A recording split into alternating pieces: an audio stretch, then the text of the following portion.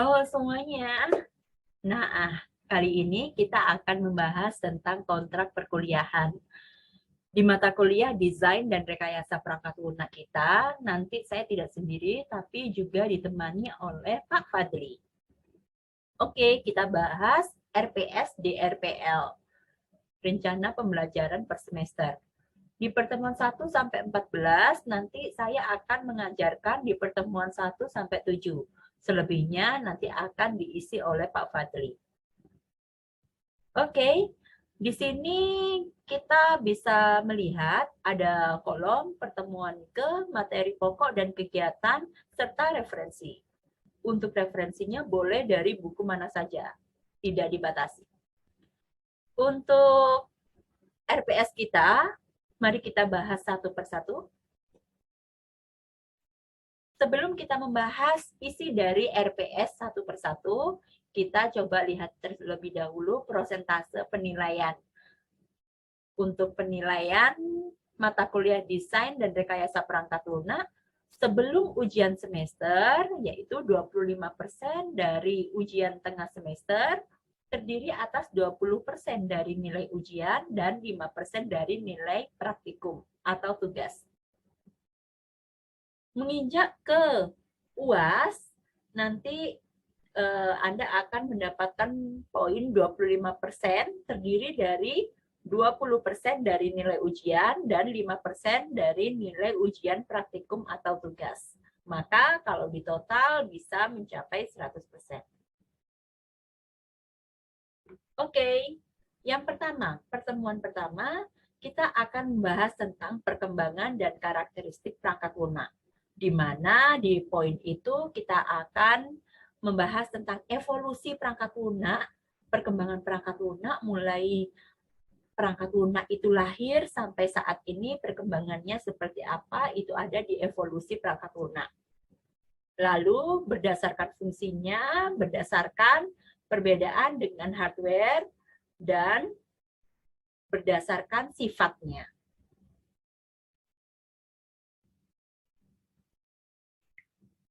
Yang kedua, pertemuan kedua, kita akan membahas tentang model proses perangkat lunak. Jadi, bagaimana siklus dari perangkat lunak itu bekerja ada di bahasan model proses perangkat lunak. Pertemuan ketiga, kita akan membahas object-oriented programming versus procedural programming.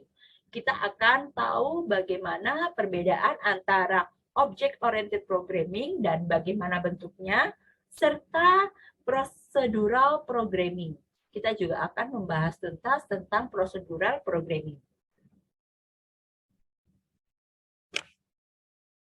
Pertemuan keempat, kita akan membahas tentang data flow diagram, DFD kita menyebutnya.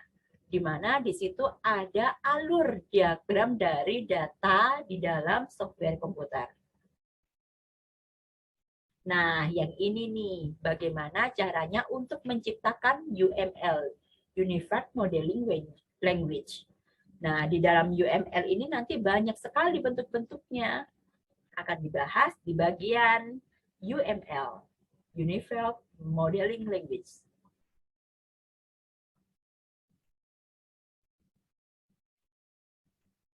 Nah, belajar tidak sebatas mengetahui apa yang harus dilakukan, tetapi melainkan kita juga akan melakukan apa yang telah diketahui. Sehingga belajar tidak perlu hanya sebatas teori, tapi kita harus mempraktekkan dari teori tersebut. Terima kasih untuk kontrak perkuliahan kita hari ini. Saya akhiri. Wassalamualaikum warahmatullahi wabarakatuh. Bye-bye. Kita lanjutkan dengan karakteristik perangkat lunak. Oke, software. Software adalah perangkat lunak di mana sebagai jembatan antara brainware dan hardware untuk berkomunikasi. Ibaratnya adalah berdasarkan fungsinya, kita dapat ibaratkan seperti kita ingin memasak sesuatu. Ada hardware, itu adalah peralatan masaknya. Kemudian ada bumbu-bumbu yang harus kita siapkan. Lalu proses untuk memasak baru akan mendapatkan masakan yang diinginkan. Begitu juga antara software, hardware, dan brainware. Kalau kita ibaratkan, hardware itu adalah komputer, untuk bumbu-bumbunya ini adalah software. Dalam proses pemasakan itu bisa kita sebut dengan brainware, dan maka hasilnya akan kita dapatkan data yang kita butuhkan atau software aplikasi yang kita ciptakan. Seperti ini. Ini adalah perangkat keras, kemudian dilengkapi dengan program-program aplikasi, dan juga ada program pembantu seperti yang dijelaskan tadi, yaitu seperti antivirus, kemudian software partisi, memori, itu termasuk software pelengkap. Functionality berdasarkan fungsinya, artinya mengacu terhadap tingkat kinerja dari perangkat lunak tersebut pada tujuan yang telah ditetapkan. Kita menggunakan hardware dan software itu gunanya untuk apa? Dan setelah itu kita akan bisa mendapatkan output yang sesuai kita butuhkan. Reliability, yaitu berhubungan dengan kemampuan dari perangkat lunak dalam menyediakan fungsionalitas seperti yang diinginkan atau dalam kondisi tertentu. Contohnya, kita punya aplikasi e-perpus, maka menyediakan fungsionalitas. Fungsinya untuk apa? Untuk meminjam buku secara online. Nah, berarti memiliki fungsionalitas yang tepat.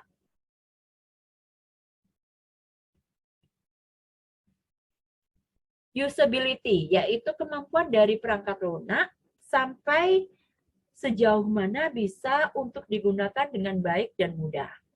Ketika perangkat lunak itu sesuai dengan kebutuhan atau digunakan dengan baik, maka akan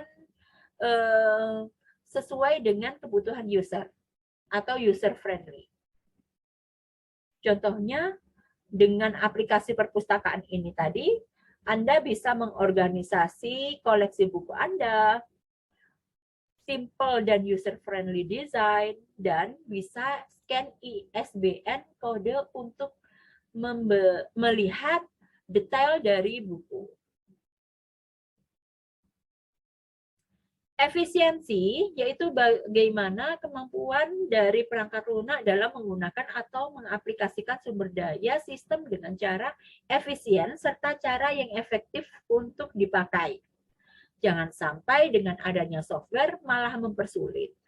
Tapi dengan adanya software malah akan menjadi lebih efisien. Maintainability, yaitu bagaimana kemampuan dari perangkat lunak tersebut dalam kemudahan untuk memodifikasi. Misalnya, untuk memperbaiki kinerja atau memperbaiki kesalahan dan memperluas fungsi dari perangkat lunak, maka perangkat lunak itu disebut dengan multiple language.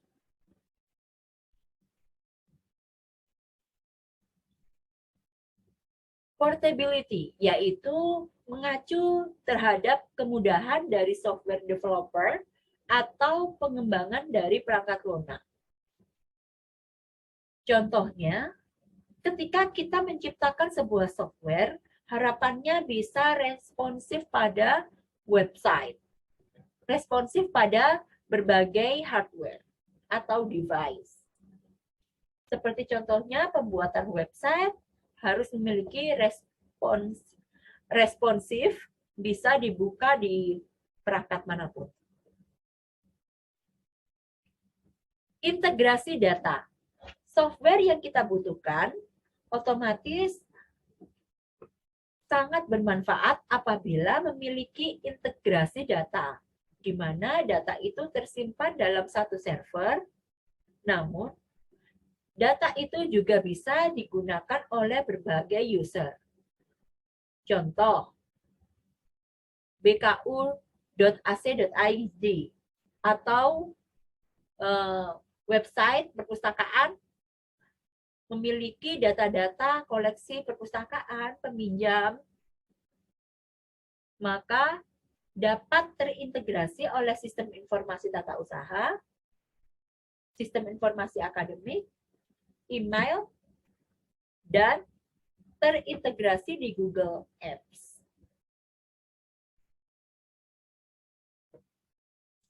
Berdasarkan perbedaannya dengan hardware, perangkat lunak memiliki keunikan, yaitu tidak diproduksi secara massal, namun dikembangkan.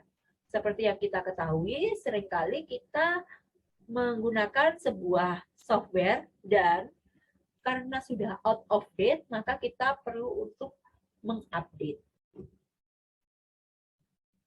Sedangkan hardware mengenal kata usang. Ketika hardware itu berkembang, maka hardware sebelumnya akan tertinggal dan memiliki kemampuan yang menurun. Berdasarkan sifatnya, bukan produksi dengan secara pabrikan atau manufaktur, namun jika perangkat lunak mempunyai kekurangan atau cacat, maka dapat diperbaiki. Perangkat lunak biasanya akan diperbaiki sesuai kebutuhan dari penggunanya. Sedangkan barang dari pabrik bersifatnya final dan permanen saat diproduksi. Oke, harapannya dengan Anda mengenal desain dan rekayasa perangkat lunak, tidak hanya sekedar menjadi pengguna, namun juga dapat menciptakan software tersebut. Sekian untuk pertemuan 2 kali ini. Saya akhiri. Wassalamualaikum warahmatullahi wabarakatuh. Halo semuanya. Assalamualaikum warahmatullahi wabarakatuh. Oke, kali ini saya akan menjelaskan contoh dari penerapan proses model waterfall. Nah, model proses waterfall kali ini saya ambil dari jurnal milik Juniardi Darmawan dan Sari Hartini dari Sistem Informasi SIMIK Nusa Mandiri, Jakarta Selatan. Nah, kalau di video-video sebelumnya kita sudah mengerti apa saja jenis-jenisnya dan bagaimana proses-proses setiap proses model, kan ada waterfall, kemudian dan ada proses model yang lainnya. Nah, kali ini saya akan beri contoh penggunaan model waterfall pada pengembangan sistem informasi perhitungan nilai mata pelajaran berbasis website pada Sekolah Dasar Al-Azhar Syifa Budi Jati Bening. Jadi ini studi kasusnya adalah membuat sebuah sistem informasi perhitungan nilai mata pelajaran berbasis website. Kalau menggunakan metode waterfall, akan saya perbesar. Proses modelnya adalah pertama melakukan menganalisis terlebih dahulu apa permasalahan dari sistem informasi, dibuatnya sistem informasi nilai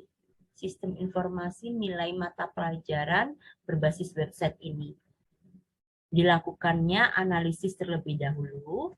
Setelah menganalisis, setelah mengetahui apa kekurangan atau apa permasalahan dari sistem tersebut, baru akan dilakukan desain sistem informasi. Analisis dan desain sistem informasi ini dalam satu ruang lingkup, yaitu sistem atau rekayasa informasi. Dilanjutkan dengan pengkodean. Pengkodean di sini adalah coding. Dan yang terakhir adalah pengujian. Ini adalah model waterfall.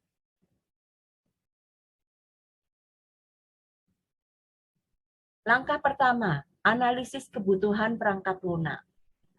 Proses pengumpulan kebutuhan dilakukan secara intensif untuk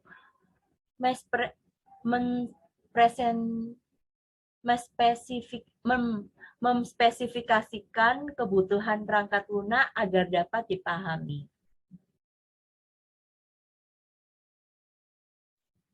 Jadi, dengan menganalisa tersebut, bisa dipahami apa yang dibutuhkan oleh user.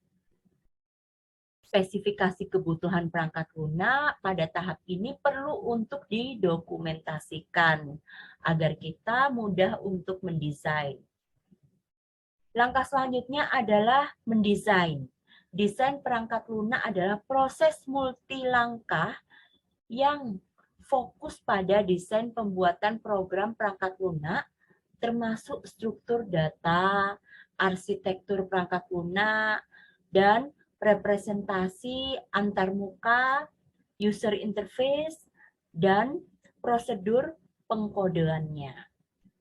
Tahapan ini adalah mentranslasi kebutuhan perangkat lunak dari tahap analisis, kebutuhan ke representasi desain, agar dapat diimplementasikan menjadi program pada tahap selanjutnya.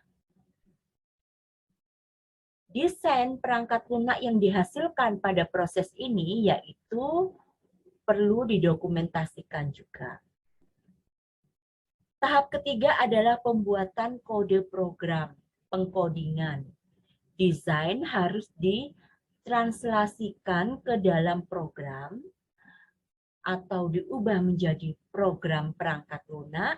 Hasil dari tahapan ini adalah program komputer sesuai dengan desain yang telah dibuat pada tahap desain.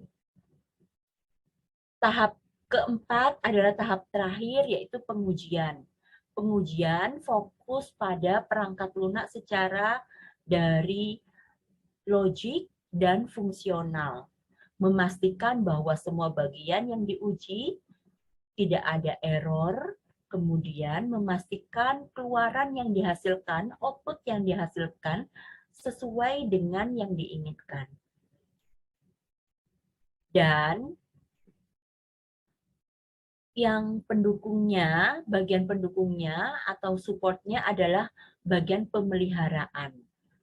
Pemeliharaan perangkat lunak. Oke, itu tadi adalah bentuk dari waterfall, studi kasus, sistem informasi perhitungan nilai mata pelajaran berbasis website. Di dalam jurnal ini juga dijelaskan bentuk ERD-nya, Entity Relation Diagram-nya, dan juga rancangan program usulan, bentuknya, konsep dasar sistem, UML, dan juga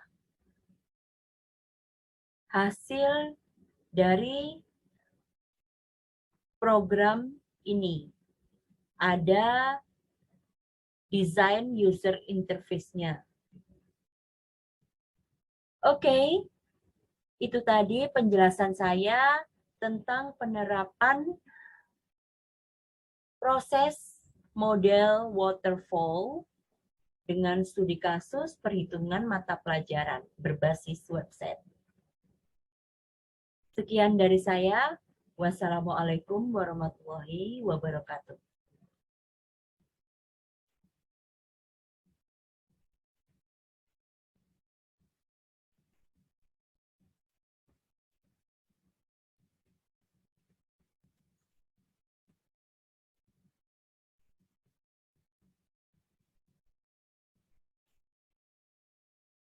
Selamat datang di pertemuan 1 mata kuliah Desain dan Rekayasa Perangkat Lunak. Oke, di pertemuan 1 kita kali ini, kita akan membahas tentang perkembangan dan karakteristik perangkat lunak.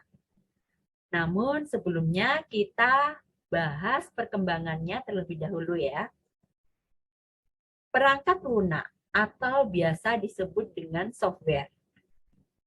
Dari perkembangan perangkat lunak, kita bisa membayangkan bagaimana perkembangan interaksi antara manusia dengan perangkat lunak. Hardware adalah sebagai tempat untuk menyimpan software-software atau data yang bisa dilakukan untuk berkomunikasi dengan brainware. Apa sih hardware, software, brainware? Hardware adalah perangkat keras atau alatnya, sedangkan software adalah isi dari perangkat keras tersebut. Jadi untuk softwarenya kita masukkan ke dalam hardware, dan yang menjalankan software tersebut yang berkomunikasi adalah brainware. Oke. Evolusi perangkat lunak. Di dalam era pioner, bentuk perangkat lunak pada awalnya adalah sambungan-sambungan kabel ke antar bagian di dalam komputer. Cara lain dalam mengakses komputer adalah menggunakan punch card, yaitu kartu yang dilubangi.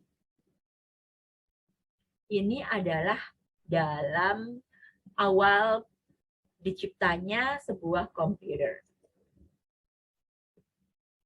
Bentuk paling primitif dari perangkat lunak adalah menggunakan aljabar boolean. Pasti semua udah tahu dong ya aljabar boolean, yang representasikan sebagai binary digit bit, yaitu 1 benar atau on, atau 0 salah atau off. Cara ini sudah pasti sangat menyulitkan, sehingga orang mulai mengelompokkan bit tersebut menjadi nibble 4 bit dan byte 8 bit, word 4 byte, dan double word 32 bit.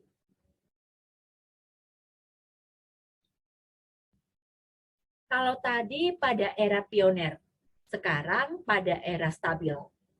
Pada era stabil, penggunaan komputer sudah banyak digunakan. Tidak hanya oleh kalangan peneliti dan akademis saja, tetapi juga oleh kalangan industri atau perusahaan-perusahaan perangkat lunak sudah mulai bermunculan. Dan sebuah perangkat lunak dapat menjalankan beberapa fungsi. Dari ini, perangkat lunak mulai bergeser menjadi sebuah produk. Yang ketiga, pada era mikro. Dengan berjalannya waktu semakin luas, PC dan jaringan komputer di era ini, perangkat lunak juga berkembang untuk memenuhi kebutuhan perorangan.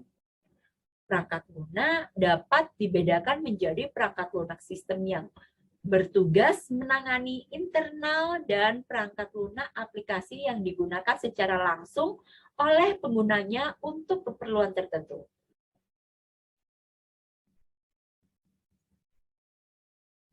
Yang keempat, era modern. Saat ini, perangkat lunak sudah terdapat di mana-mana. Tidak hanya pada sebuah superkomputer dengan 25 prosesornya, sebuah komputer genggam pun telah dilengkapi dengan perangkat lunak yang sangat disinkronkan dengan PC.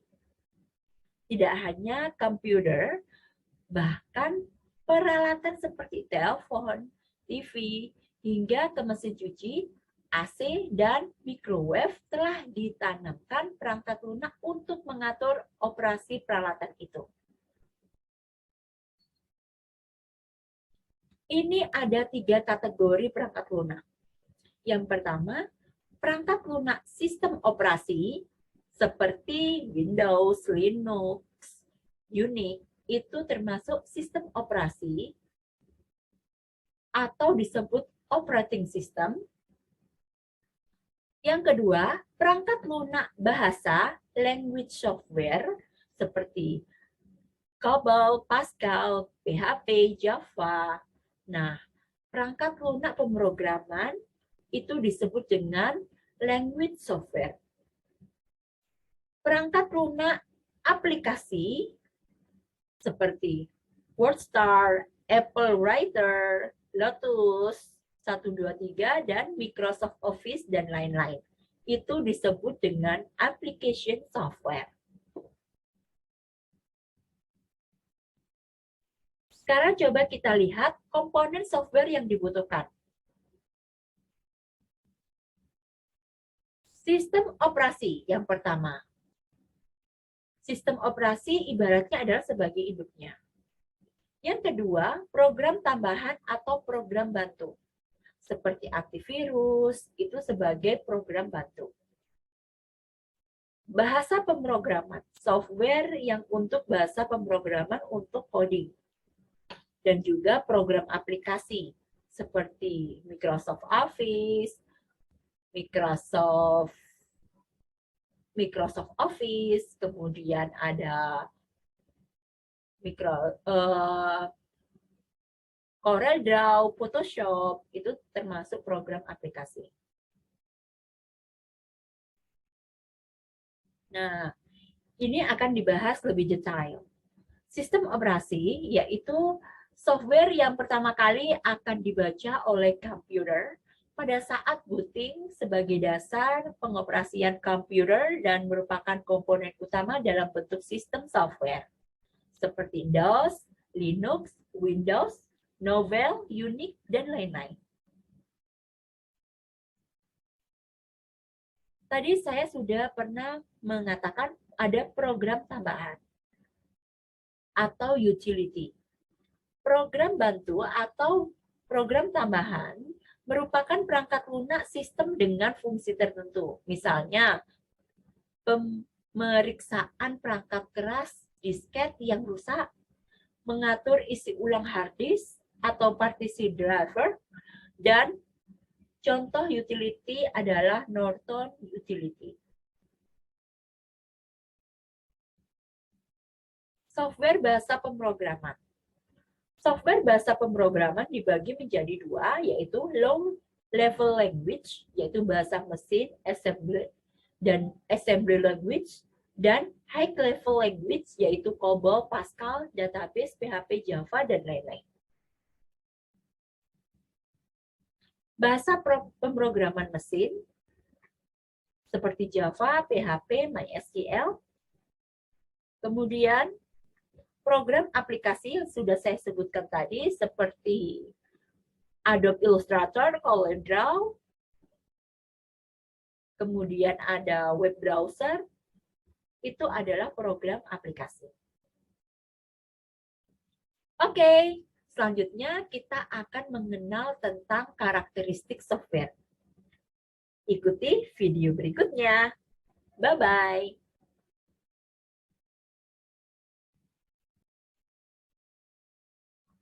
Halo semuanya, ketemu lagi dengan saya Ibu Setiarini di mata kuliah Desain dan Rekayasa Perangkat Lunak.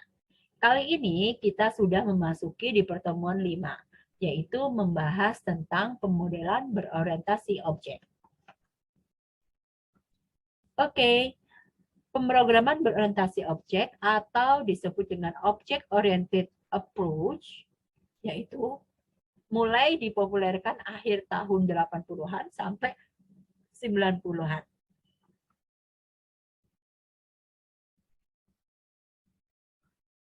Diagram UML.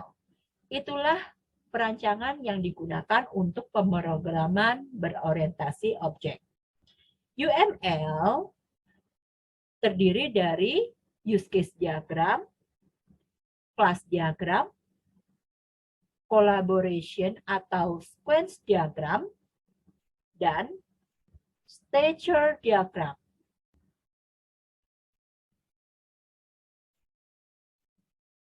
Keuntungan dari UML yaitu yang pertama sangat natural sesuai dengan cara berpikir manusia, meningkatkan konsistensi hasil analisis, konsep penurunan kelas memberikan kemudahan dalam generasinya atau generalisasi objek, kemudahan dalam perubahan, dan terjaganya konsistensi model antara analisis dan perancangan.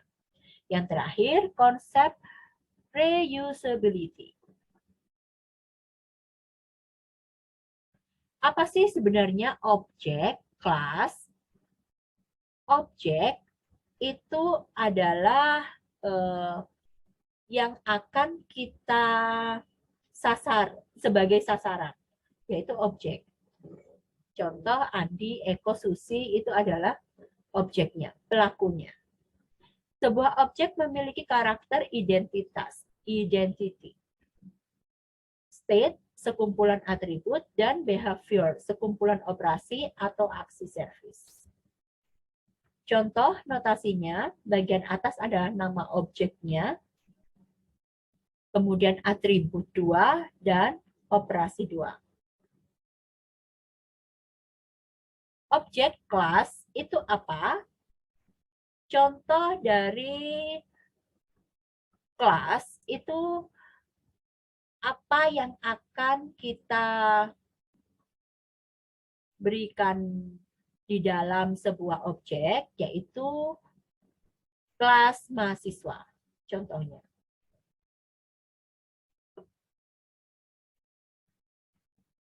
Langsung saja contohnya ya.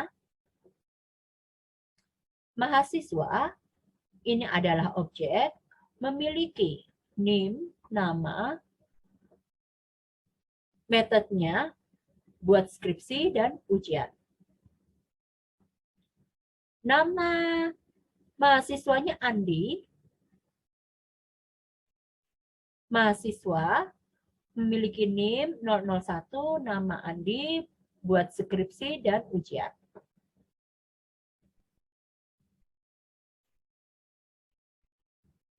Use case diagram. Menjelaskan perilaku sistem dari tampak luar. Contohnya seperti ini. Ini adalah use case diagram, di mana ini adalah customer, bisa melakukan enter object, selection product, dan get return coin.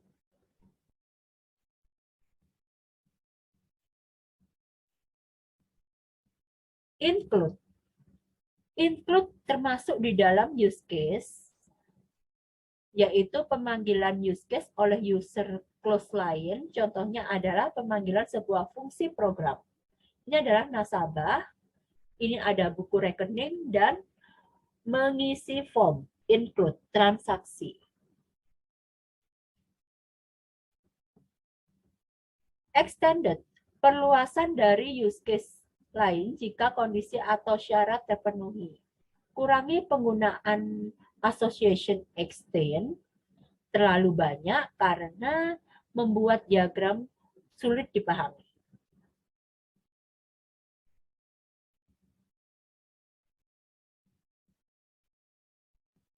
Seperti contohnya ini aktornya adalah admin, yaitu melakukan mengolah data buku, mengelola data peminjam, dan lihat data buku. Aktor mahasiswa melakukan lihat data buku. Di sini ada aktivitas yaitu pengelolaan data peminjaman, extend, insert data peminjaman, dan peminjaman buku. Extend. Sequence diagram menggambarkan iterasi antar objek di dalam dan di sekitar sistem. Komponen-komponen dari sequence diagram ada aktor, interface, proses pembacaan atau kontrol, nama tabel atau entity. Contoh sequence diagram. di sini ada customer, bisa melakukan select screen. Setelah itu select product, get valid selection string, selection controller, lalu melakukan proses, dan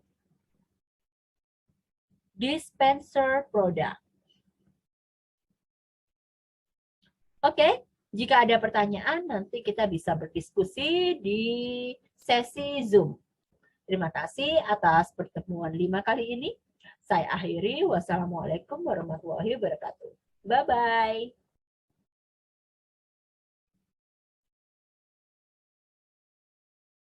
Halo semuanya, Assalamualaikum warahmatullahi wabarakatuh. Bertemu lagi dengan saya Ibu Setiarini. Di pertemuan 4 kita kali ini akan membahas tentang perbedaan pemrograman terstruktur dan objek oriented. Nanti penjelasan objek oriented akan kita bahas di pertemuan 5. Oke. Object oriented programming versus procedural programming. Konsep pemodelan itu adalah menggunakan model kebutuhan menjembatani antara deskripsi sistem secara umum dengan model perancangan. Tujuan utama dari model kebutuhan adalah menjelaskan apa yang dibutuhkan oleh customer, menjadi dasar bagi perancang perangkat lunak, dan menjadi referensi dalam melakukan validasi kebutuhan. Untuk metodenya ada 2, terstruktur dan berorientasi objek. Prinsip pemodelan kebutuhan yaitu what, apa yang dibutuhkan, dan traceability, melacak model perancangannya, kemudian domain masalah, fungsionalitas, dan perilaku sistem. Yang terakhir adalah notasi sederhana di duplikasi informasi, untuk menghindari duplikasi informasi. Pemodelan terstruktur. Inti dari pemodelan struktur atau saat kita mendesain pemrograman terstruktur, 3 hal yang harus dibuat yaitu flowchart, DFD, dan ERD.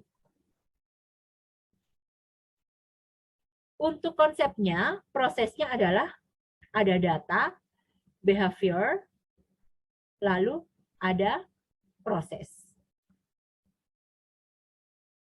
Kalau kita lihat dari elemen-elemen pemodelan, ada data dictionary, dikelilingi oleh ER diagram, data flow diagram, DFD, dan state transition diagram, TSD, dan di bagian luarnya adalah data object description, process specification, dan control specification. Di sini ada data dictionary yang biasanya kita gunakan di bahasa pemrograman. Contoh, kalau kita menggunakan titik, itu adalah sebagai comment. Tanda plus itu adalah N, tanda kurung kurawal itu adalah iteration. Data model ER diagram bisa dilihat seperti ini ya. Di sini ada entitas, yaitu atribut dan nilai atribut, modalitas, tingkat modatory minimal, dan kardinalitas, tingkat relasi maksimal. Berikut adalah bentuk relasi.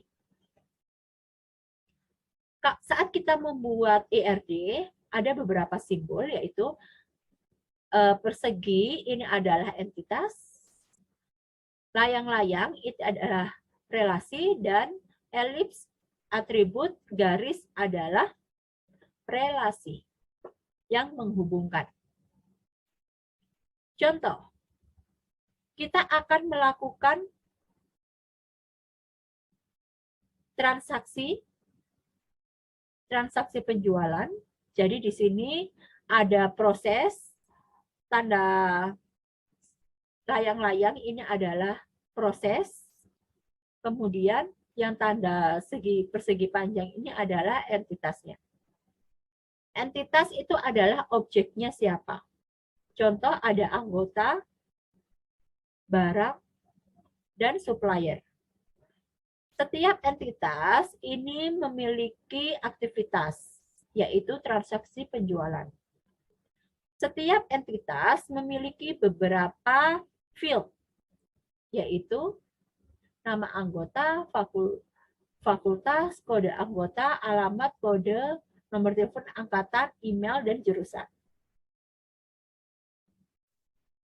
Sedangkan transaksi penjualan otomatis ada jumlah, kode barang, total, kode anggota, kemudian ada satuan, dan tanggal.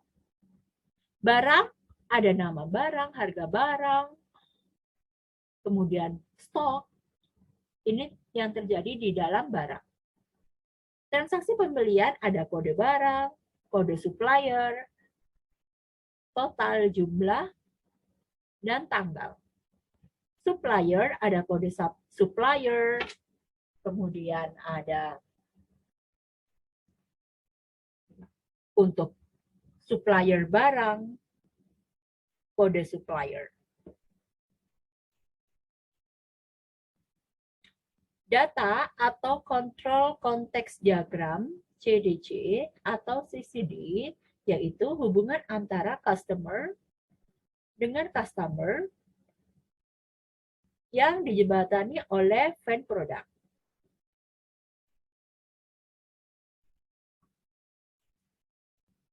Kalau kita lihat dari sini, yaitu Data Control Flow Diagram atau DFD, Data Flow Diagram, level 1, itu adalah menggambarkan proses awal. Sebelum terjadi transaksi, proses awalnya seperti apa, itu adalah level 1. Di level 2, itu adalah menghubungkan antar beberapa aktivitas dari setiap entitas.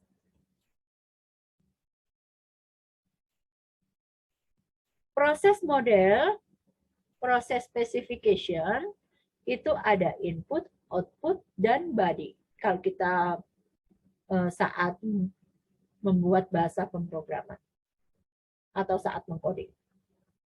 Behavior model, state transaction diagram, STD, yaitu di mana di sini akan melakukan proses transaksi.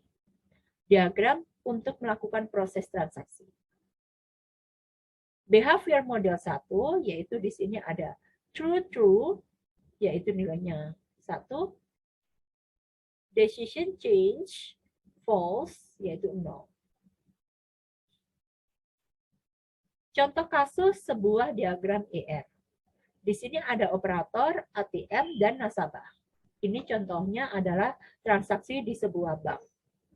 Operator ada nama, kode ID, kemudian ATM ada nomor ATM, jumlah uang, layanan. Nasabah ada nomor ID kartu, PIN, nama, alamat. Nah, setiap aktivitas selalu digambarkan layang-layang seperti ini. Jadi, proses aktivitas nasabah ke ATM adalah menarik uang. Kemudian operator dengan ATM adalah maintenance. Oke.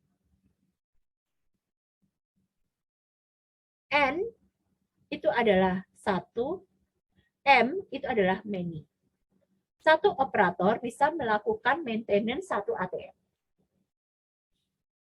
Sedangkan banyak nasabah bisa melakukan ke satu ATM.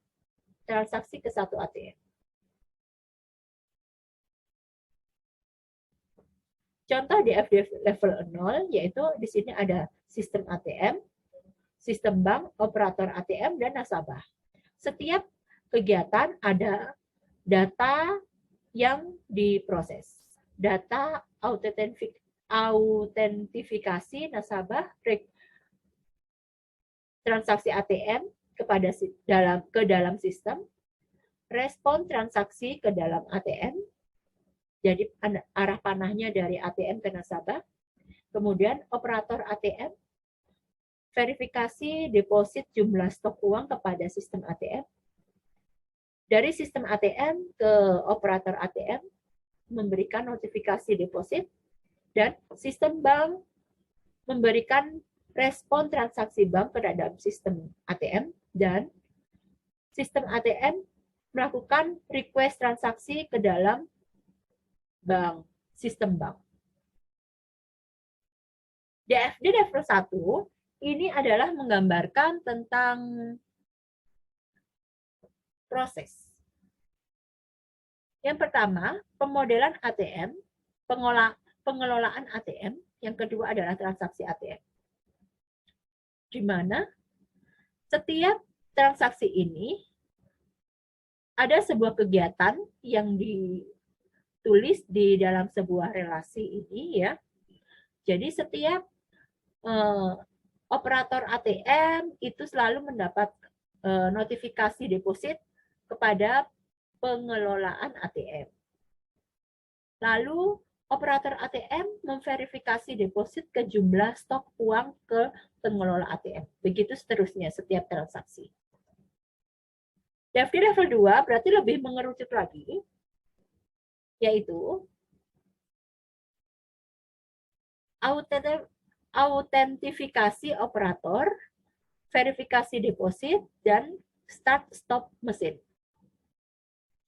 Ini adalah kegiatannya, kemudian yang ini adalah objeknya. Operator ATM, sistem bank, melakukan apa, ditulis di dalam sini.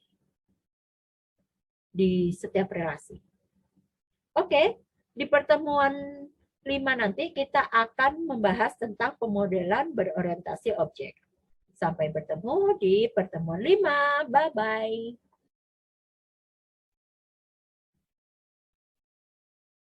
Halo, kembali lagi dengan saya Ibu Stiori. Oke, kita lanjutkan dengan model berikutnya. Model ini bernama model Fourth Generation Technique Quiz. Nah, dalam model Fourth GT, kita menyebutnya Fourth GT, itu untuk rekayasa perangkat lunak berfokus pada kemampuan spesifikasi perangkat lunak dengan menggunakan bentuk bahasa yang dikhususkan untuk sebuah notasi atau grafik. Seperti yang terlihat di sini, mulai dari proses pengerahan, recruitment, kemudian dilakukan desain software, setelah itu ada proses implementation using 4GL, kemudian testing and maintenance.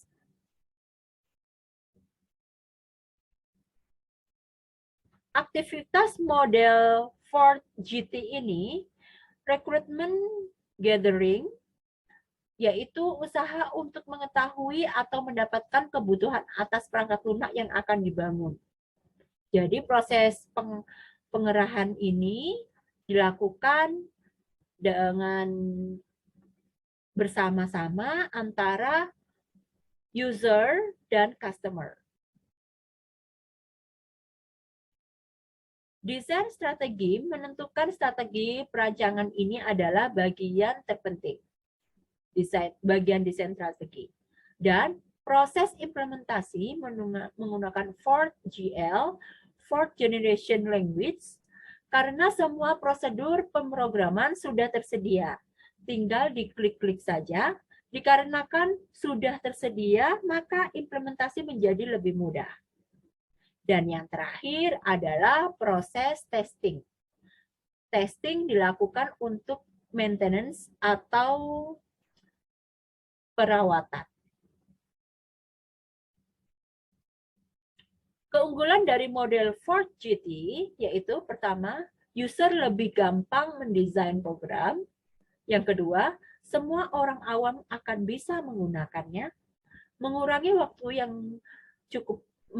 waktu yang biasanya dibutuhkan cukup lama, dan mempercepat waktu desain. Kelemahan dari model 4GT yaitu untuk aplikasi aplikasi yang besar dibutuhkan analisis, desain, dan pengujian yang sangat banyak, atau dengan kata lain, aktivitas rekayasa perangkat lunak ini sangat besar. Selanjutnya, kita masuk ke model V. Paradigma ini merupakan pengembangan dari waterfall, dikarenakan proses-prosesnya hampir mirip dengan waterfall. Jika proses di waterfall berjalan dengan linear, sedangkan di V, model proses berjalan secara bercabang. Jadi, mulai dari sebelah kiri, business case, recruitment, system specification, system design, component design, construct komponen, lalu akan naik ke bagian komponen testing, interface testing, system testing, acceptance testing, dan terakhir adalah release testing. Ini yang digunakan model V. Keunggulan dan kekurangan model ini adalah, yang pertama, kekurangan dari model ini hanya difokuskan pada proyeknya saja, bukan pada keseluruhan organisasi. Sedangkan kelebihan dari model ini adalah meminimalisir kesalahan karena selalu dilakukan testing. Metode analisis dan perancangan perangkat lunak. Terlepas dari paradigma pengembangan perangkat lunak yang dijelaskan di atas, ada dua pendekatan yang bisa dilakukan dalam analisa dan perancangan perangkat lunak. Yaitu yang pertama adalah data flow oriented, yang kedua data structure oriented. Ini adalah metode analisis dan perancangan perangkat lunak. Jadi, kalau nanti Anda mengambil penelitian tentang perangkat lunak, pembuatan perangkat lunak, boleh memilih dari model-model yang sudah dijelaskan tadi.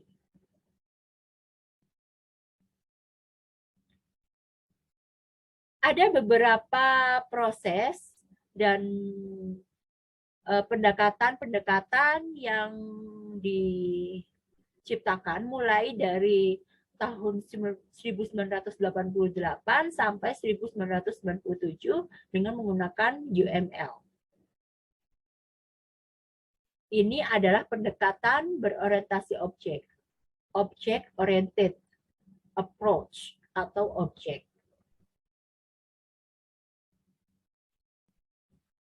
Lapisan perangkat lunak, layering.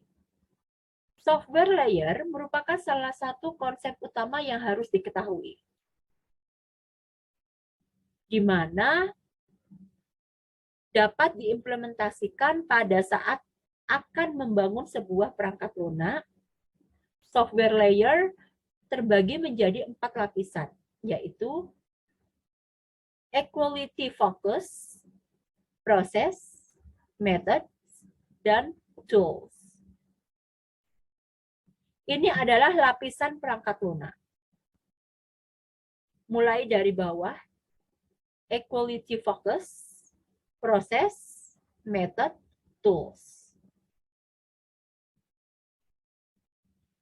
Equality focus atau fokus kualitas yaitu saat kita membangun sebuah aplikasi, fokus pertama kali yang dibuat adalah kita akan membangun kualitas yang seperti apa. Siapa sasarannya, aplikasi yang dibangun siapa penggunanya, kemudian device yang digunakan apa, apakah support dengan software yang kita gunakan atau kita ciptakan. Langkah kedua, proses. Proses adalah lapisan kedua dalam software layer. Lapisan ini terletak setelah quality focus. Hal ini disebabkan setelah diketahui fokus kualitas dari perangkat lunak yang akan dibangun. Method. Methods merupakan salah satu hal yang paling penting dalam membuat perangkat lunak. Dengan method, pembuatan program akan melakukan langkah-langkah dan tindakan-tindakan yang sesuai dengan method yang ada. Metodologi. Tools, alat bantu, merupakan alat bantu yang digunakan oleh programmer dalam menyelesaikan proyek. Oke, nanti apabila ada pertanyaan, bisa Anda tanyakan pada sesi Zoom yang akan kita jadwalkan. Terima kasih atas pertemuan hari ini. Saya akhiri. Wassalamualaikum warahmatullahi wabarakatuh. Bye-bye. Halo, di video berikutnya kita akan membahas state chart diagram. State chart diagram menggambarkan transaksi dan perubahan keadaan dari suatu state ke state yang lain. Pada umumnya, state chart diagram menggambarkan kelas tertentu atau satu kelas dapat memiliki lebih dari satu state chart diagram. Di dalam UML, state diagram berbentuk segi empat dengan sudut membulat dan memiliki nama sesuai kondisinya saat itu. Transaksi antar state umumnya memiliki kondisi guard yang merupakan syarat terjadinya transisi yang bersangkutan dituliskan dalam kurung siku. Action yang dilakukan sebagai akibat dari event tertentu dituliskan dengan diawali garis miring, dan titik awal dan akhir digambarkan berbentuk lingkaran berwarna putih dan berwarna.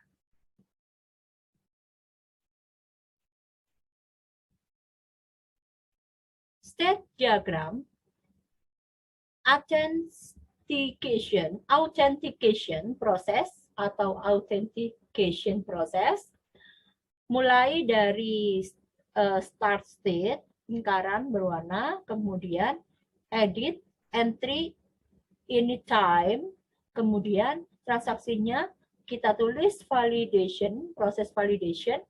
Ini adalah validation, bisa melakukan entry do exit. Baru yang di end state yaitu bisa server answer, oke? Dan end state berakhir, end state berakhir. State diagram kelas open process bisa digunakan activity diagram. Activity diagram menggambarkan berbagai alir aktivitas dalam sistem yang sedang dirancang. Contoh, ini adalah activity diagram format, di mana memulai, kemudian inisial activity-nya apa, proses transaksinya apa, activity B-nya apa, lalu berakhir dengan stop. Activity diagram example. Contohnya, ketika cek user PWD, ya, cek user kemudian menanyakan untuk repeat PWD, lalu di sini ada aktivitas user info is set dan user chooses menu option. Baru get new CD data dan get search kriteria dan seterusnya.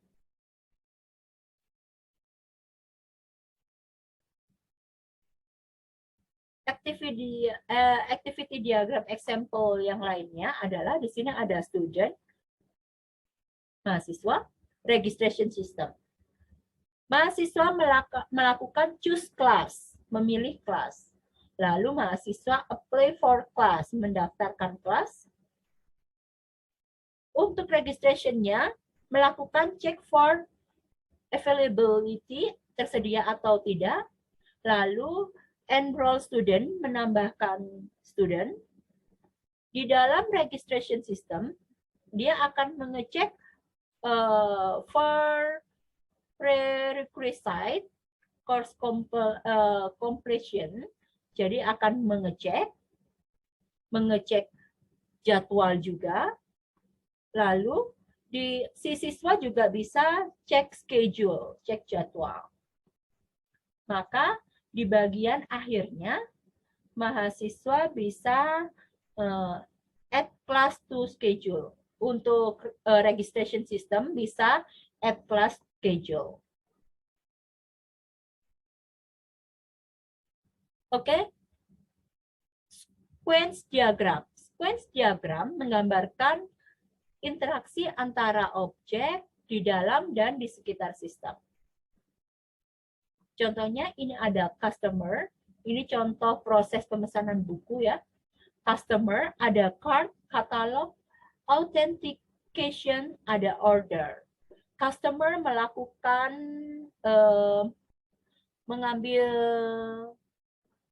kartu belanja atau shopping cart, kemudian melakukan availability, tersedia atau tidak. Bisa juga menukarkan by shopping cart, membayarnya dengan shopping cart, kemudian dia bisa send order.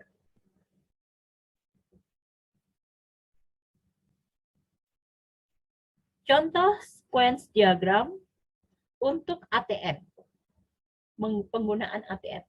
Di sini ada user, ada ATM, ATM card. ATM melakukan request card, user melakukan request card, kemudian si user akan insert card, memasukkan kartu, lalu si ATM melakukan verifikasi card, jadi mengecek card,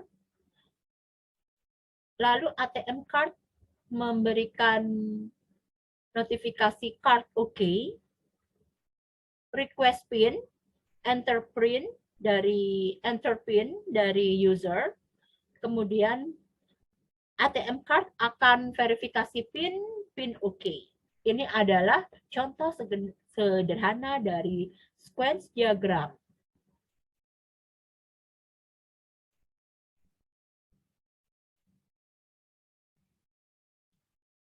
Oke, nanti praktikumnya untuk tool yang mendukung UML, Anda bisa menggunakan Rational Rose atau Star UML, atau Together Object, atau JVision, atau Object Steering, atau Magic Draw, Visual Object Models, dan EDRAW UML Diagram. Nanti bisa gunakan tools-tools ini. Terima kasih, nanti kita akan diskusi di pertemuan 8, pertemuan Zoom. Bye-bye. Halo semuanya, bertemu lagi dengan saya Ibu Setiorini di mata kuliah Desain dan Rekayasa Perangkat Lunak.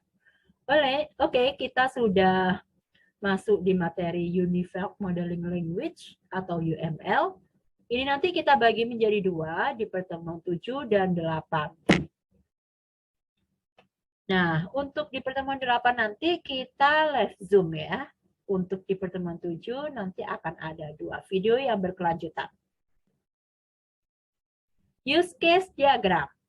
Use case diagram adalah menggambarkan fungsionalitas yang diharapkan dari sebuah sistem. Use case mempresentasikan sebuah interaksi antara aktor dengan sistem.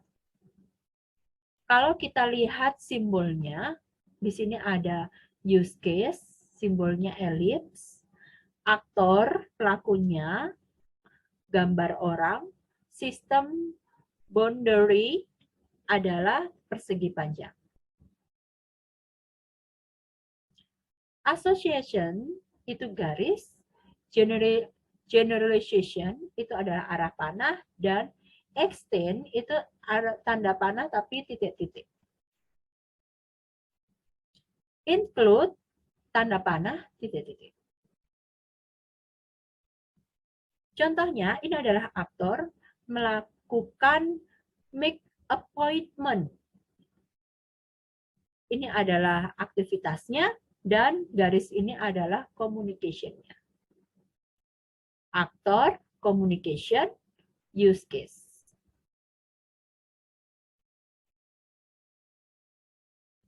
Kalau kita lihat dari contoh-contoh ini adalah komunikasi antara customer dan entitas,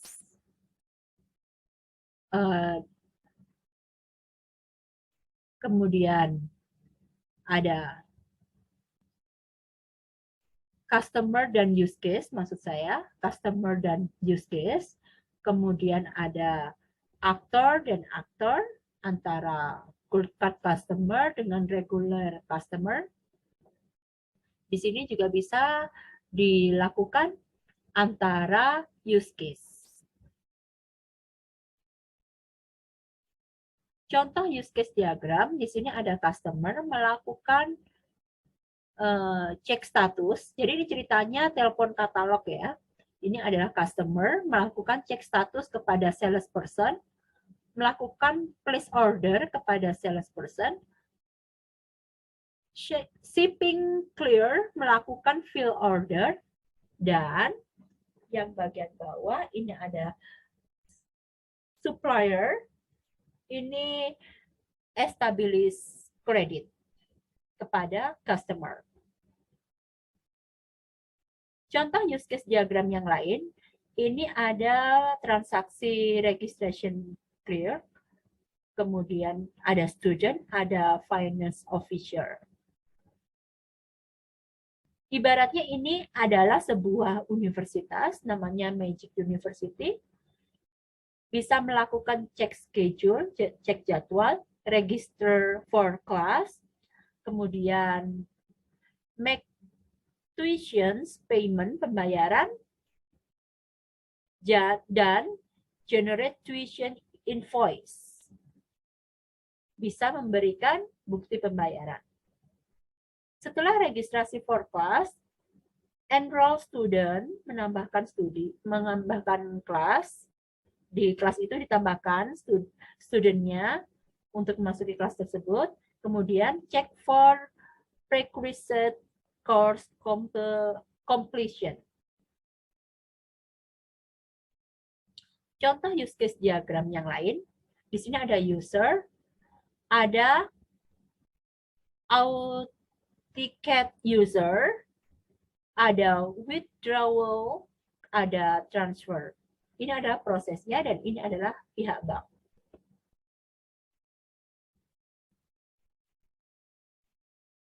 Use case relationship, di mana di sini ada aktor, kemudian ada use case.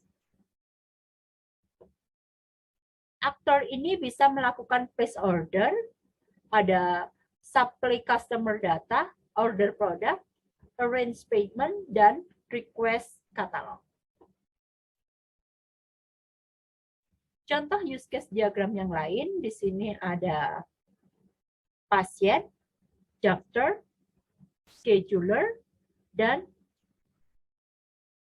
bagian cek.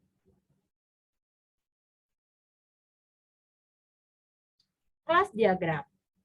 Kelas diagram adalah sebuah spesifikasi yang jika diinisialisasikan menghasilkan sebuah objek dan merupakan inti dari pengembangan dan desain berorientasi objek. Kelas diagram terdiri dari nama, atribut, dan method. Nama ini adalah nama kelas, atribut itu adalah apa saja, terdiri dari apa saja, kemudian method itu apa yang bisa dilakukan oleh si nama tadi.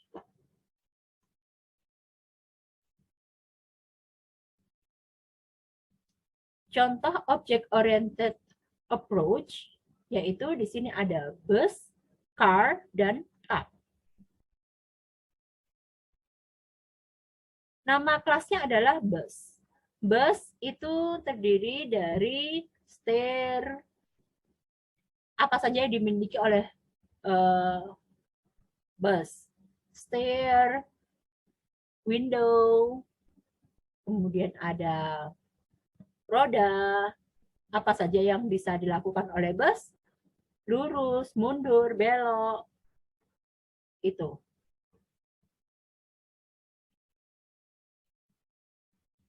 Oke, contoh sederhananya, kelas diagram, di sini ada nama produk, atribut berarti apa yang dimiliki oleh produk tersebut, ada serial number, name, dan price.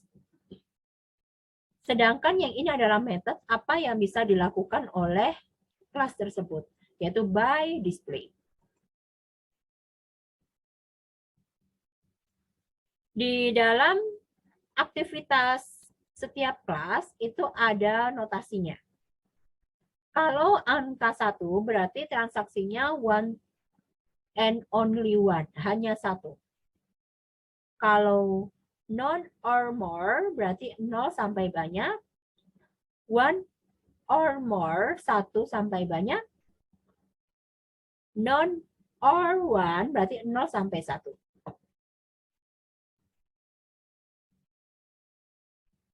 Di sini juga ada simbol untuk relasinya, association, aggregation, composite, generalization, dan realization.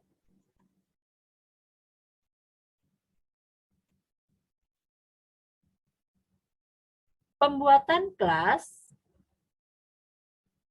contohnya, ini ada user, ini ada bank. Kemudian ini ada aktivitas-aktivitas. Kategori objek, objek fisik, nama objeknya apa yang dimiliki oleh objek tersebut, lalu apa yang bisa dilakukan oleh objek tersebut.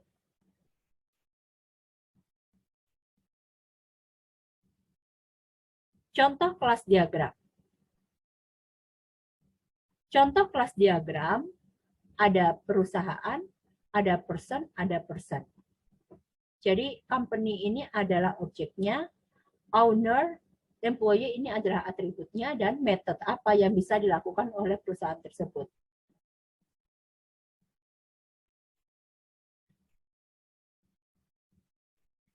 Oke, ada juga yang namanya class inheritance and specialization. Inheritance itu berarti percabangan, yaitu ada nama kelas dan method. Yang bagian tengah tetap adalah sebuah atribut dan bisa melakukan atau diarahkan ke bagian atas.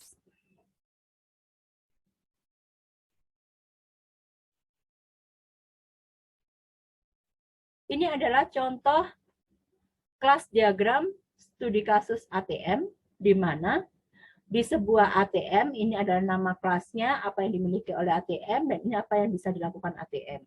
Begitu juga dengan yang lainnya, kita beri relasi, kemudian kita beri atau beri nilai. Transaksinya itu termasuk one to many, menyesuaikan dengan kebutuhan. Ada juga contoh kelas diagram pembelian barang, ada customer, order, payment, lalu kita isikan nama kelas, atribut, dan metodenya. Oke, di video berikutnya nanti kita akan membahas tentang state card diagram. Tunggu video berikutnya ya. Halo semuanya, Assalamualaikum warahmatullahi wabarakatuh.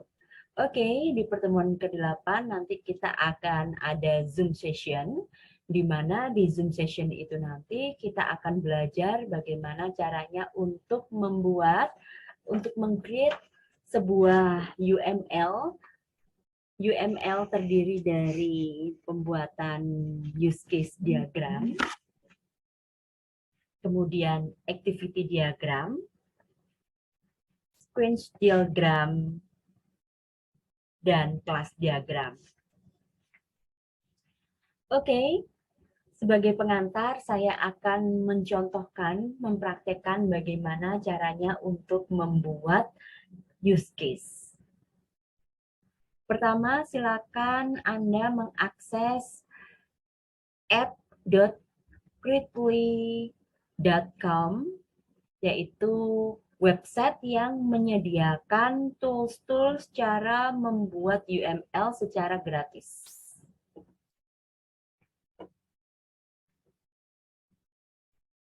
Kalau sudah dalam aplikasi ini, app.gridly.com, nanti Anda akan ditujukan kepada beberapa tools, simple shape, flowchart, block shape, UML class, UML sequence, UML use case, dan masih banyak lagi. Nanti tergantung dari kebutuhan. Oke, yang pertama kita akan belajar cara untuk membuat use case ya. Misal kita akan membuat sebuah use case tentang ATM bank. Yang dibutuhkan adalah pilih yang bagian UML use case ya. Kemudian UML use case. Kita butuh yang namanya aktor.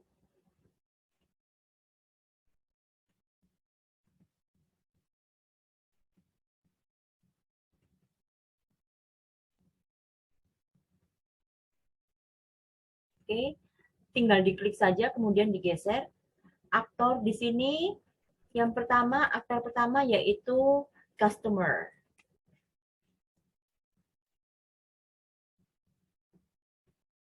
Sedangkan aktor yang kedua yaitu ATM technical.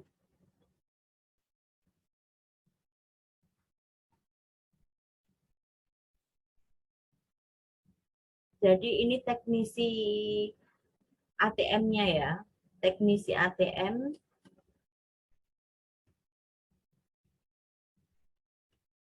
Dan aktor yang ketiga adalah bank.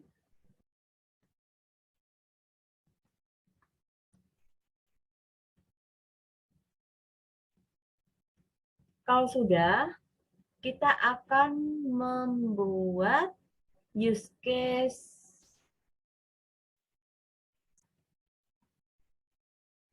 di sini. Kita buat check balances. Jadi untuk melihat check balances.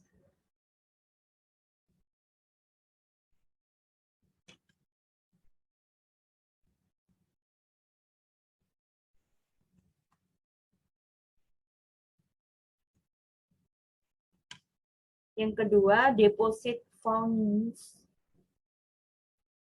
Untuk deposit.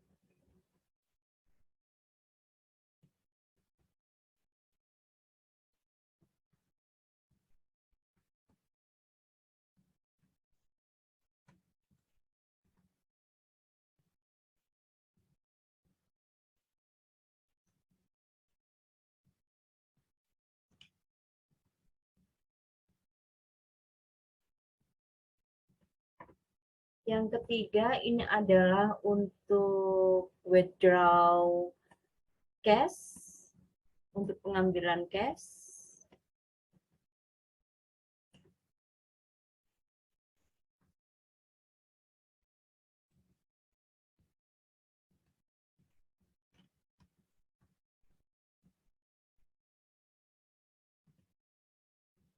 Yang keempat, ini untuk maintenance.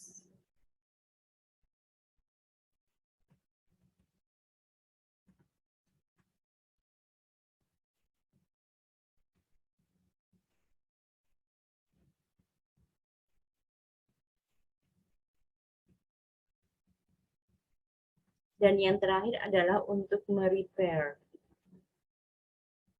atau memperbaiki.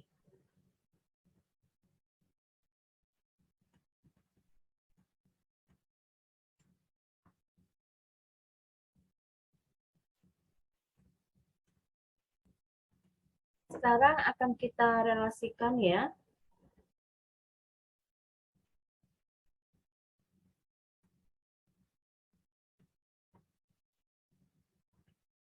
Kita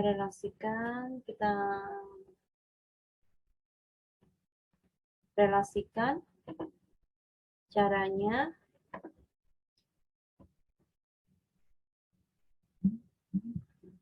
Kita pilih garis relasi.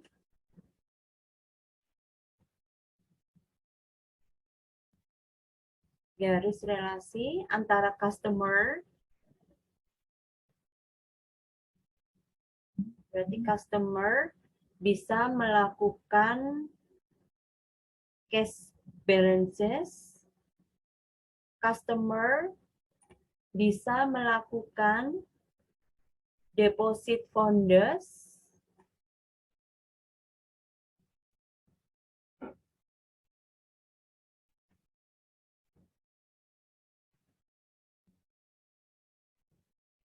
customer bisa melakukan cash,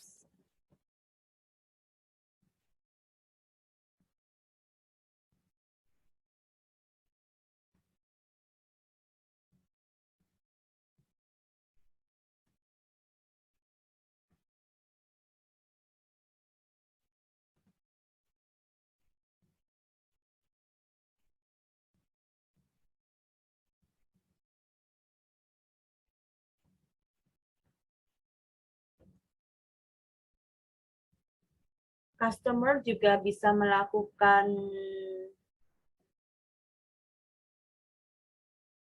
transfer. Kita tadi belum menambahkan transfer ya. Cash, deposit fund, branches, transfer,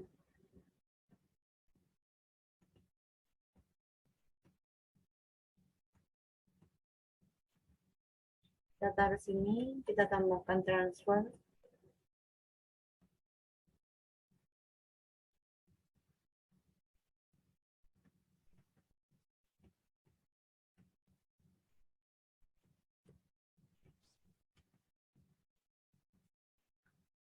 Transfer fund. Customer bisa melakukan transfer.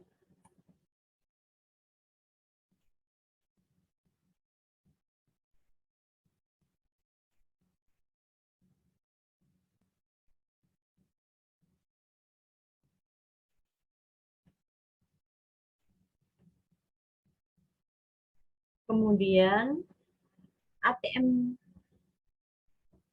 teknisi bisa melakukan maintenance dan repair.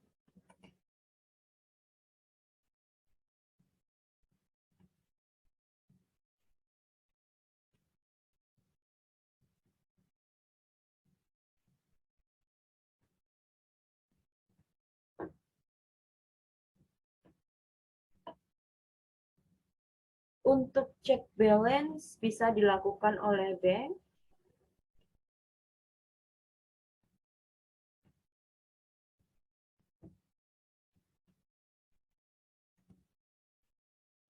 Deposit fund juga bisa dilakukan oleh bank.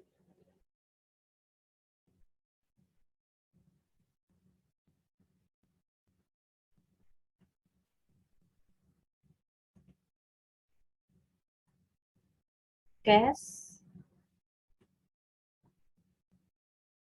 transfer,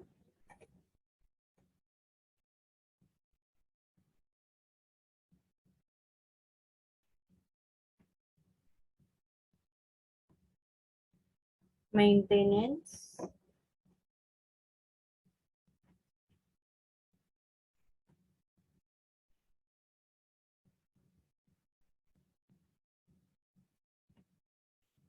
dan repair.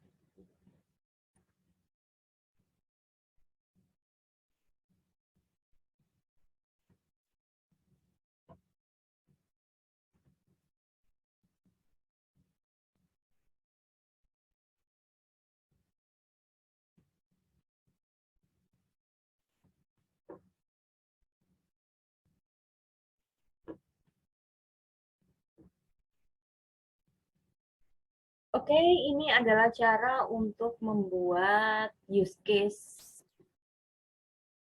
ATM Bank.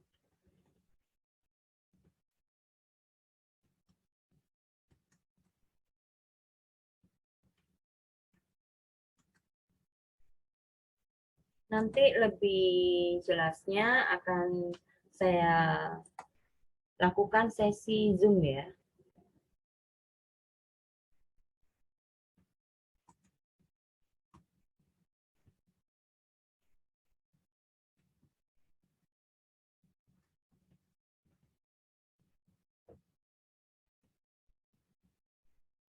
Dari sini kita bisa mengekspor, bisa dalam bentuk PNG atau JPI atau JPEG atau paket PDF.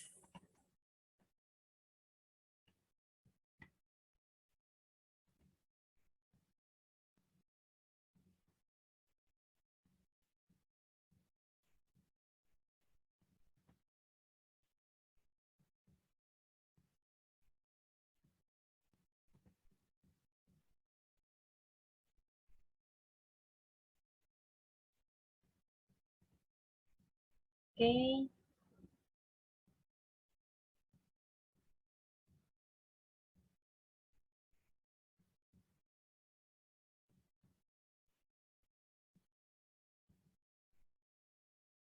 kita pilih yang free.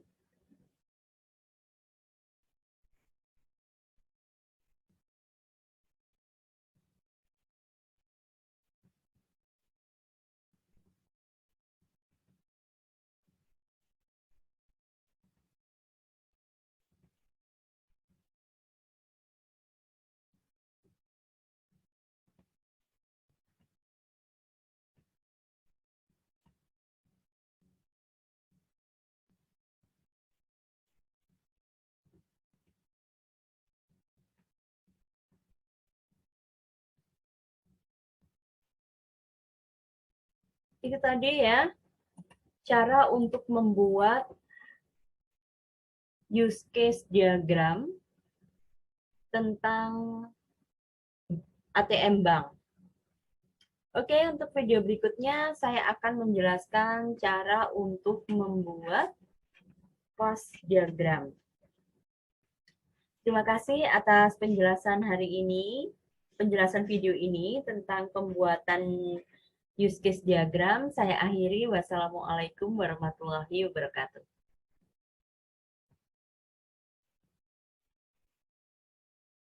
Halo semuanya, Assalamualaikum warahmatullahi wabarakatuh. Oke, untuk video berikutnya adalah mendemokan bagaimana caranya untuk membuat UML class diagram.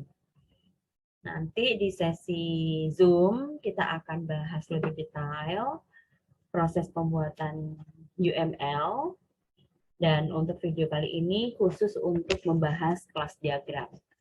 Temanya masih sama tentang ATM Bank. Jadi transaksi di dalam bank itu terdiri dari customer, bank, dan juga tadi ada ATM teknisi. Oke, kita buat kelas diagramnya. Kita pilih UML class. Kita pilih ini ya, UML class. Di sini nanti akan ada halaman kosong seperti ini. Kemudian di sini ada menu-menu untuk UML class yang bagian ini. Ini adalah contoh dari template UML class, tapi kita tidak menggunakan ini karena kita menggunakan tema yang berbeda, yaitu tentang bank. Kalau secara umum, di sini sudah dijelaskan bahwa yang bagian atas adalah nama kelas, yang baris kedua adalah atribut, dan baris ketiga adalah method. Oke, saya hapus terlebih dahulu, kita buat yang baru. Pertama, kita buat kelas bank. Di sini kita tulis bank.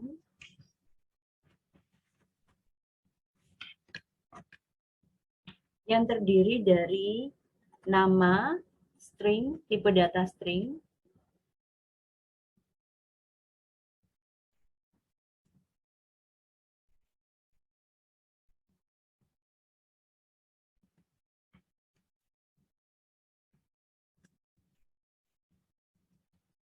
name, tipe data string.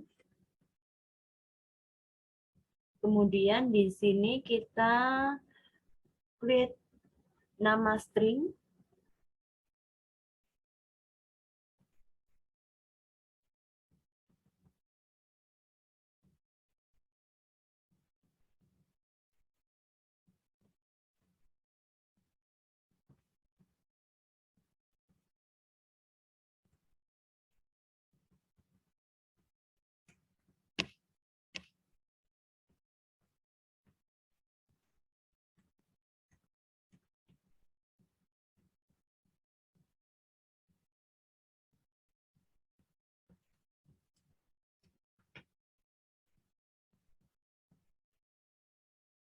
kita tulis name, tipe datanya string ya.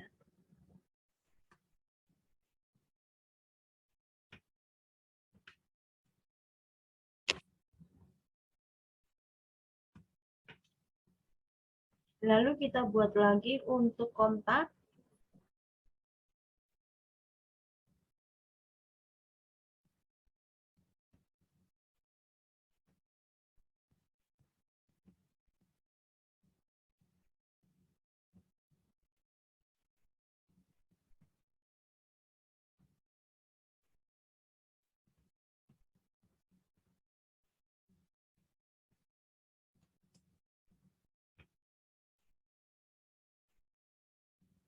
Phone,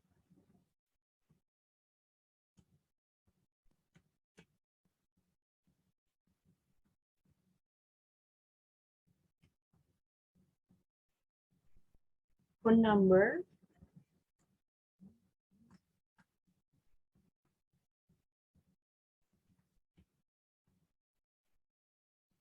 ada mobile, phone number,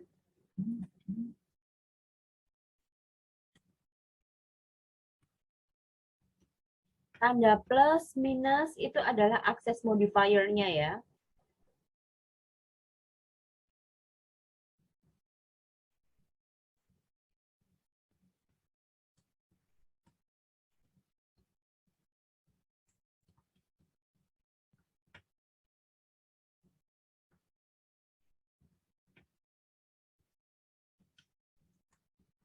Phone number. Lalu ini kita kosongi metodenya.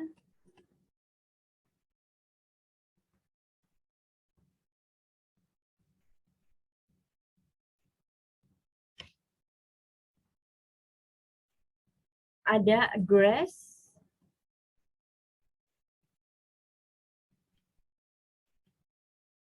Di sini kita buat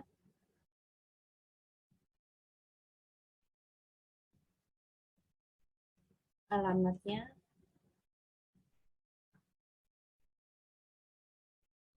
Street, string,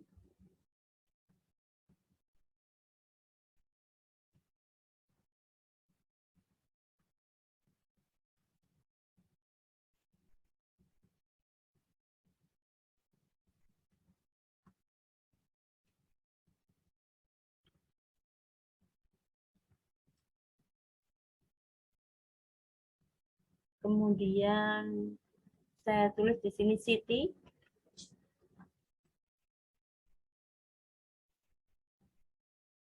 String.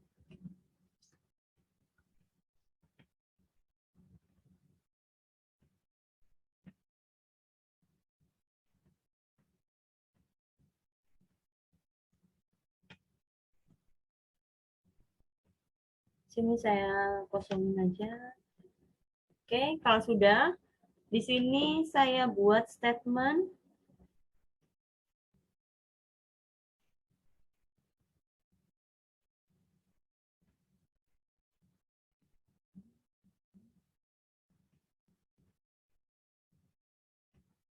Sini statementnya.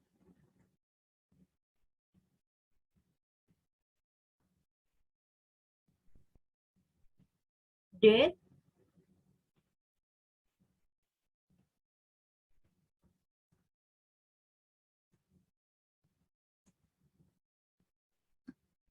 Dan kontak. Konten.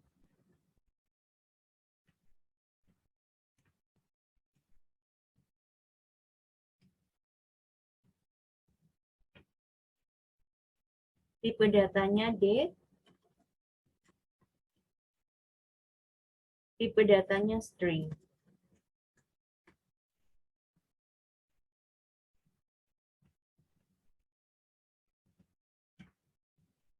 Oke, kalau sudah, saya buat lagi account.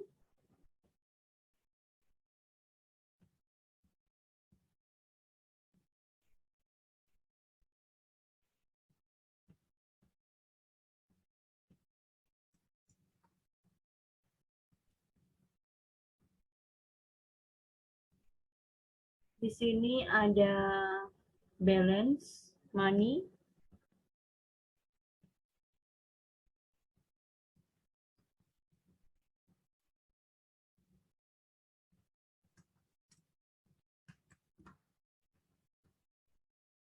Ada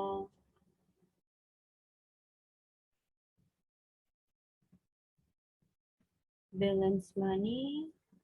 Kemudian metodenya saya kosongin.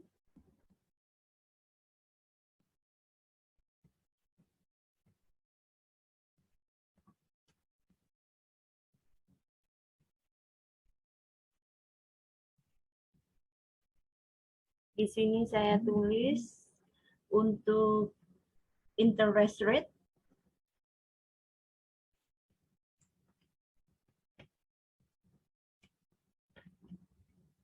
Tipe datanya interest rate.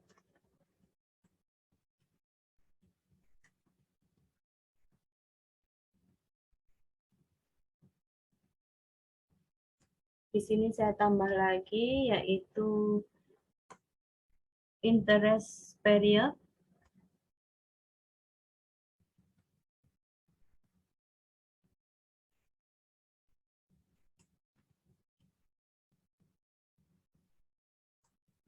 Tipe datanya period.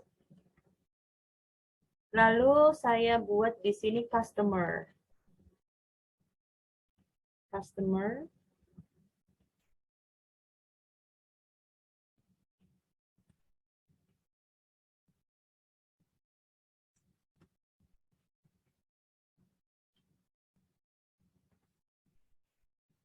First name.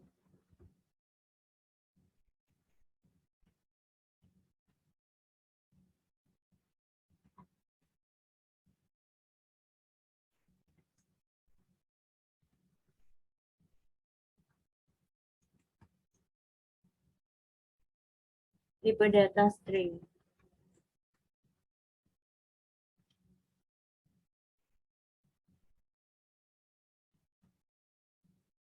Metodenya saya kosongin.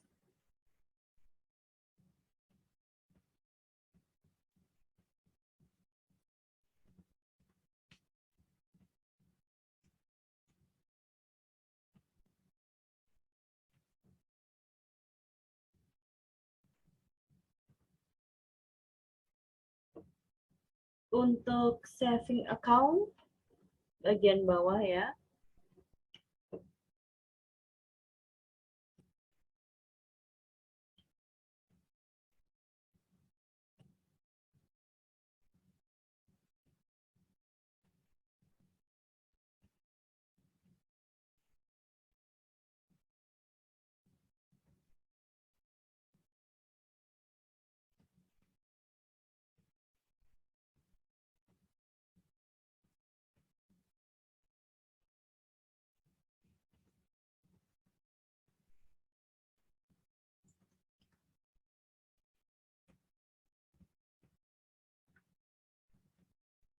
flexible saving account.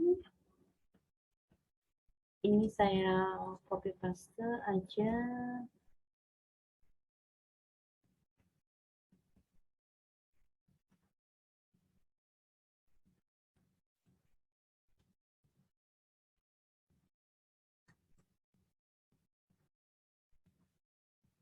Dan checking account.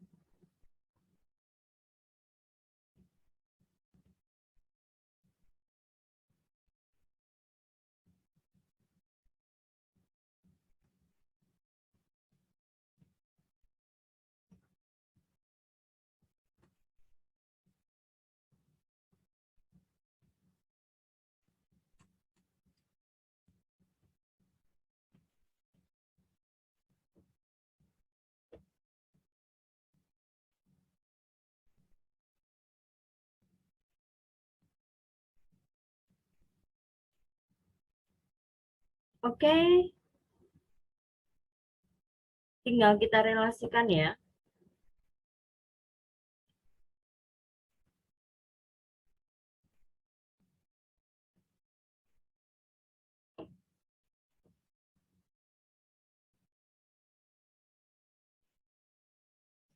Relasikan.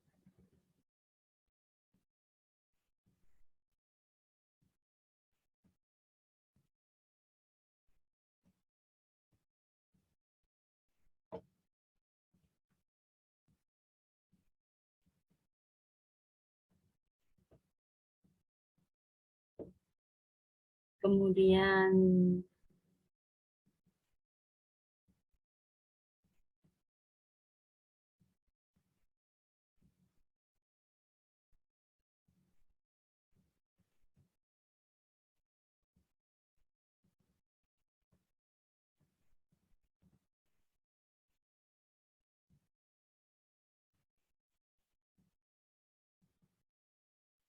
yang bagian ini.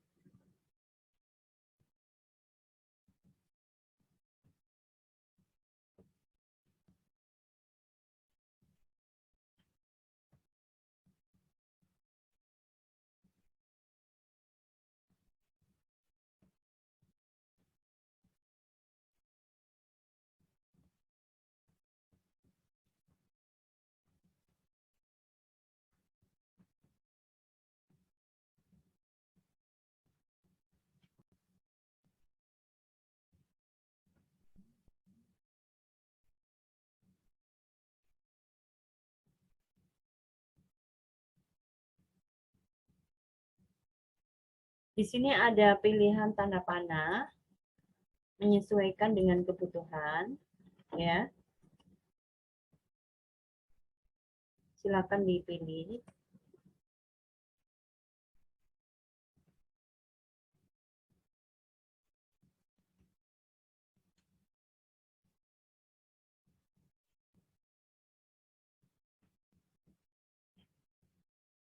Ini yang disebut dengan inheritance atau pewarisan, yaitu bagian account memiliki anak, saving account, flexible saving account, dan checking account.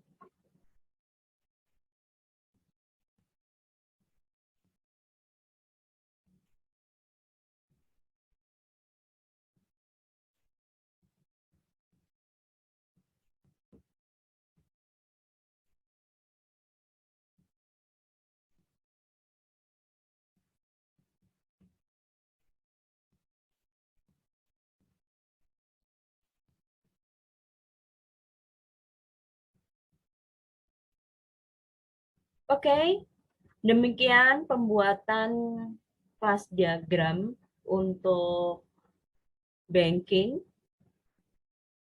Nanti silakan tinggal diekspor aja. Ingin diekspor filenya dalam bentuk PDF atau JPG atau PNG.